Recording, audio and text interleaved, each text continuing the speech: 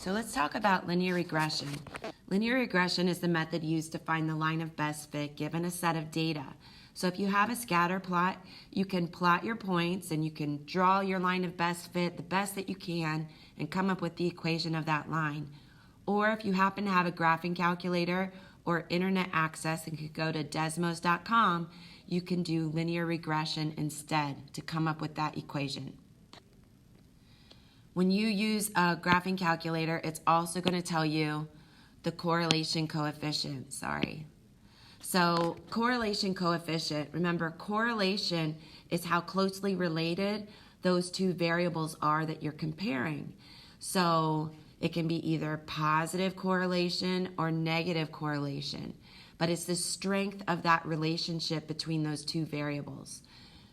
On your calculator, the graphing calculator, the correlation coefficient is R. So I'll say R equals this.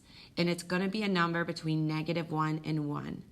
The closer to -1 or 1, the better, the stronger the relationship.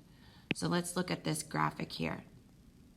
What this is showing us is that if the correlation coefficient is 0, that means that there's no relationship at all between those two variables. However, if it's close to +1, it's going to have a positive correlation, and it's going to be a strong relationship, a strong correlation.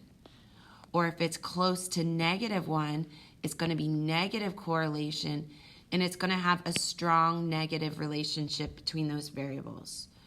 So again, you can use a graphing calculator, and we're going to explore problems like this using desmos.com, so please go on to the next video.